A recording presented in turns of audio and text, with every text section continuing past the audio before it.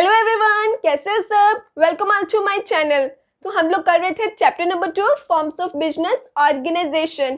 इसमें sole proprietorship, partnership, cooperative society, joint Hindu family business, ये 4 topics हम ऑलरेडी कंप्लीट कर चुके हैं। चलिए बात करते हैं आज last topic joint stock company की। तो ज्वाइंट स्टॉक कंपनी क्या है, कहते हैं एक एसोसिएशन ऑफ पर्संस। इसमें बहुत सारे पर्संस क्या है, मिलकर बिजनेस रन करते हैं। अब आप पूछोगे मैंने कोऑपरेटिव सोसाइटी में भी कुछ ऐसा ही बताया था कि बहुत सारे लोग मिलकर काम करते हैं, लेकिन याद करो वहां मैंने क्या बताया था, उनका मोटिव क्या था, वेलफेयर करना। लेकिन ज्वाइंट स्टॉक कंपनी में बहुत सारे लोग मिलकर काम करते हैं, बिजनेस रन करते हैं, लेकिन यहाँ पर उनका जो मोटिव है वो प्रॉफिट मोटिव है। ये लोग पैसा पैसा कमाना चाहते हैं। ओके, तो ज्वाइंट स्टॉक कंपनी क्या है, एसोसिएशन ऑफ पर्संस, जहां पर बहुत सारे लोग मिलकर क्या बिजनेस रन करते हैं प्रॉफिट अर्न करने के लिए। ये जो कंपनी है गवर्न बाय, किसके द्वारा गवर्न की जाती है, कंपनीज एक्ट 2013। इस एक्ट को याद रखना, भूलना मत। उसके बाद अब बात करते हैं इसके कुछ एग्जांपल्स की। Tata motor limited, Reliance industries limited, Jindal steel and power limited, ऐसे और भी बहुत सारी कंपनीज। ये क्या है, joint stock companies in India. अच्छा, आप लोगों ने अक्सर सुना होगा ना, कोई कहता होगा कि मैंने टाटा मोटर लिमिटेड कंपनी के शेयर्स खरीदे हैं, कोई कहता होगा मैंने रिलायंस के शेयर्स खरीदे हैं। बट द क्वेश्चन इज, ये शेयर्स होते क्या है। तो ये सपोज करो क्या है, कैपिटल है। ये क्या है, एक कंपनी की कैपिटल है, एक कंपनी की कैपिटल है। इस कैपिटल को अब मैं इसको अलग अलग पार्ट्स में क्या कर रही हूँ, डिवाइड कर रही हूँ। एक कंपनी की ये पूरी कैपिटल है जिसको मैंने अलग अलग पार्ट्स में क्या कर दिया, डिवाइड कर दिया।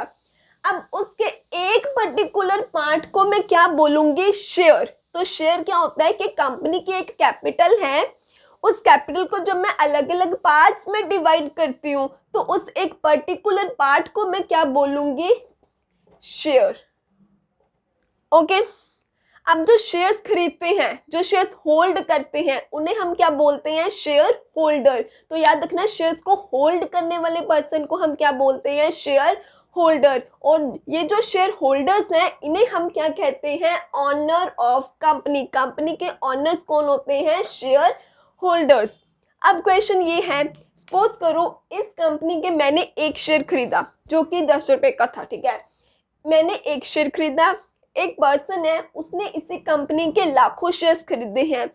तो क्या लाखों खरीदने वाला पर्सन ओनर कहलाएगा, नहीं। मैंने अगर एक खरीदा है तो मैं भी ओनर हूँ, लाख शेयर खरीदने वाला भी ओनर है। मतलब चाहे आपने एक ही शेयर क्यों ना खरीदा हो, फिर भी उस कंपनी के आप क्या कहलाए जाओगे, शेयर होल्डर। अब शेयर होल्डर्स तो बहुत सारे होते हैं, लाखों हो सकते हैं। ठीक है, कंपनीज अरबों इन्वेस्ट करती हैं, लाखों शेयर होल्डर्स हो सकते हैं। तो क्या लाखों लोग अब कंपनी को मैनेज करेंगे, कंट्रोल करेंगे, क्या ये पॉसिबल है। अगर लाखों लोग डिसीजन लेने लगे तो कब वो डिसीजन इम्प्लीमेंट होगा, मतलब कितना मुश्किल हो जाएगा ऐसे तो एक कंपनी को रन करना।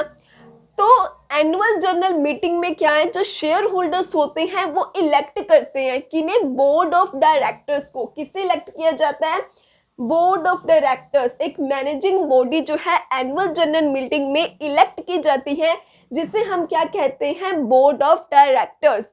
तो याद रखना, ज्वाइंट स्टॉक कंपनी में कंपनी के ऑनर्स जो कंपनी में पैसा लगाते हैं उन्हें हम बोलेंगे शेयर होल्डर्स।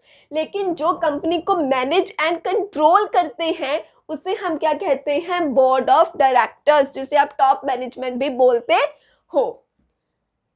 ये आपको बेसिक नॉलेज मिल गई आपको। तो अब ज्वाइंट स्टॉक कंपनी को और अच्छे से समझने के लिए इसके फीचर्स की बात करते हैं। सबसे पहले फीचर है आर्टिफिशियल पर्सन। कहते हैं जो ज्वाइंट स्टॉक कंपनी है ये एक आर्टिफिशियल पर्सन है। पर्सन क्या है, मतलब एक जो ये एक्ट है, जो ये लॉ है, ये कंपनी को ऐसा पर्सन कंसिडर करता है। मतलब कि जो कंपनी है वो किसी से पैसा बोरो भी कर सकती है, कोई डॉक्यूमेंट भी साइन कर सकती है, किसी के ऊपर केस भी कर सकती है। लेकिन मुझे बताओ कि उसको कंसिडर करने से क्या एक कंपनी सच में कोई जीता जागता इंसान बन गया, क्या उसने ब्रीथ करना शुरू कर दिया, क्या उसने सच में चलना शुरू कर दिया, नहीं। तो इसीलिए हम उसको क्या कहते हैं कि ये आर्टिफिशियल पर्सन है। लॉ इसको पर्सन कंसिडर करता है, लेकिन सच में एक कंपनी कोई जीता जागता इंसान थोड़ी ना है, तो इसलिए इसको क्या बोलते हैं, आर्टिफिशियल पर्सन। मतलब कंपनी अगर चाहे तो किसी पे केस कर सकती है, किसी से पैसा बोरो कर सकती है, कोई डॉक्यूमेंट साइन कर सकती है। ओके, नेक्स्ट है separate legal entity. Separate legal entity, हमने सोल प्रोप्राइटरशिप में क्या पढ़ा था कि जो सोल ट्रेडर है और जो उसका बिजनेस है वो दोनों एक माने जाते थे, दोनों एक माने जाते थे ना। लेकिन ज्वाइंट स्टॉक कंपनी में जो कंपनी है और जो उसका मेंबर है, यहाँ दोनों अलग अलग माने जाते हैं, दोनों सेपरेट माने जाते हैं। फॉर एग्जाम्पल, मैंने कंपनी ने ना, जो कंपनी है ये मान लो टाटा मोटर कंपनी है, ठीक है, इसने लिया किसी से पैसा उधार, कंपनी ने लिया, तो हम यहाँ पर ये नहीं बोलेंगे कि एक पर्टिकुलर पर्सन ने वो पैसा लिया है, नहीं, वो किसका नाम आएगा, कंपनी का नाम आएगा कि कंपनी ने पैसा उधार लिया है। वहाँ पे एक पर्सन को नहीं आप ऐसे कहोगे कि एक पर्सन को नहीं आप वहाँ पे उसका नाम ले सकते। मतलब ये कंपनी है, सपोज से इसने 2 करोड़ का पैसा बोरो करा है, ठीक है, तो अब कंपनी में तो कितने सारे मेंबर्स हैं, तो अब यहाँ पर ये नहीं बोलोगे कि ये 2 करोड़ इस पर्सन ने लिए हैं या फिर इस मेंबर को लिए, नहीं, हम क्या बोलेंगे कि टाटा मोटर लिमिटेड कंपनी ने बोरो किए, वहाँ पे कंपनी का नाम आएगा। तो यहाँ पर क्या है, लीगल एंटिटी दोनों के सेपरेट है, कंपनी अलग है, उसके मेंबर्स अलग हैं। नेक्स्ट है फॉर्मेशन। कंपनी की जो फॉर्मेशन है वो बहुत कॉम्प्लेक्स है।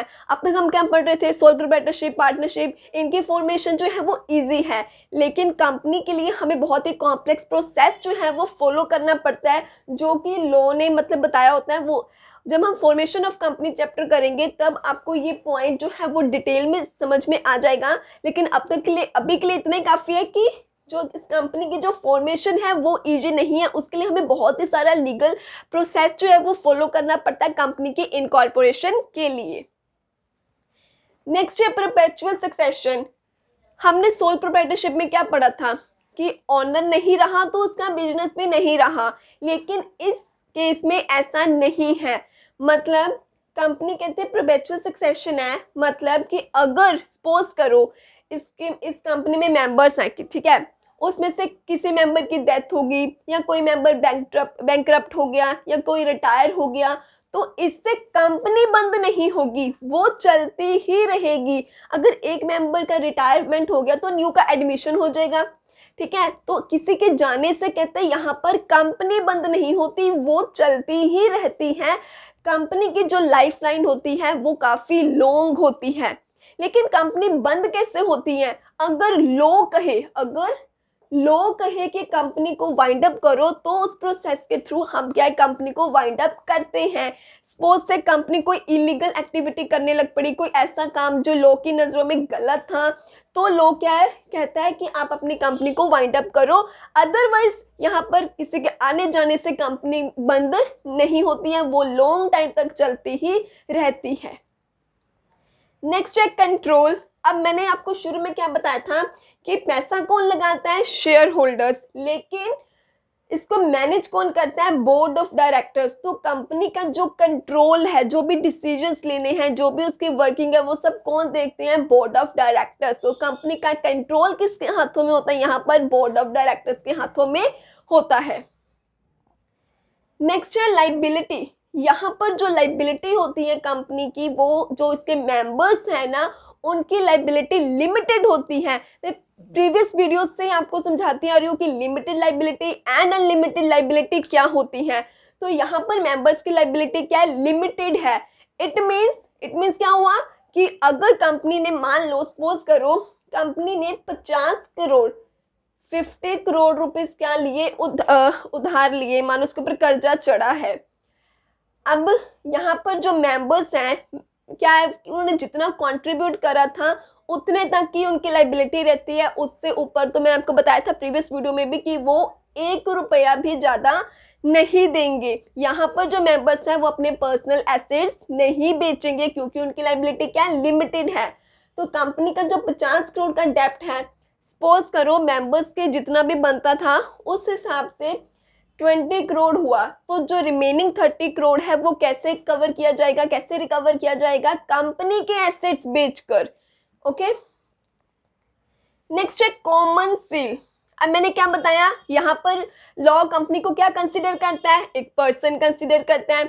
अब मैंने अगर कोई डॉक्यूमेंट है तो वेरीफाई कैसे होता है? सिग्नेचर होते हैं ना पहले।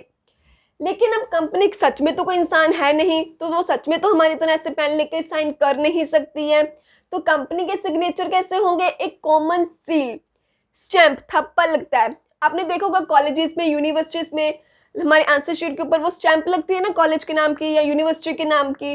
बस ऐसे ही यहाँ पे जो डॉक्यूमेंट्स है वो तभी वेरीफाई माने जाते हैं जब कंपनी के नाम की क्या है? स्टैंप लगती है। ठीक है,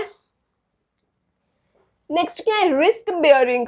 अब सोल प्रोप्राइटरशिप में हमने क्या पढ़ा था कि बेचारा एक इकलौता पर्सन है, कोई रिस्क होता था तो उसके साथ वो रिस्क शेयर करने वाला कोई नहीं, उसको अकेले कोई सारी भरपाई करनी पड़ती थी। पार्टनरशिप फर्म में भी कुछ पार्टनर्स होते थे तो थोड़ा बहुत रिस्क आपस में बेयर हो जाता था, लेकिन अब कंपनी में तो बहुत सारे लोग हैं तो जो रिस्क है वो आपस में जो है वो मिल बांट लिया जाता है। मतलब जो रिस्क है वो बहुत सारे लोगों के बीच में क्या है? बांट दिया जाता है, तो रिस्क यहाँ पर इजिली बेयर हो जाता है। तो ये थे जॉइंट स्टॉक कंपनी की बेसिक इंफॉर्मेशन, उसके फीचर्स। अपकमिंग वीडियो में बात करते हैं इसके merits, limitations and difference between public company and private company. तो अगर आपको कोई भी डाउट हो तो आप कमेंट सेक्शन में पूछ सकते हैं। प्रीवियस वीडियोस नहीं देखी तो हम वो भी देखिए, उसका लिंक आपको डिस्क्रिप्शन में मिल जाएगा। वीडियो अच्छी लगी लाइक करें, अपने फ्रेंड्स के साथ भी शेयर करें और ऐसे और वीडियोस देखते रहने के लिए चैनल को सब्सक्राइब करें। Thank you.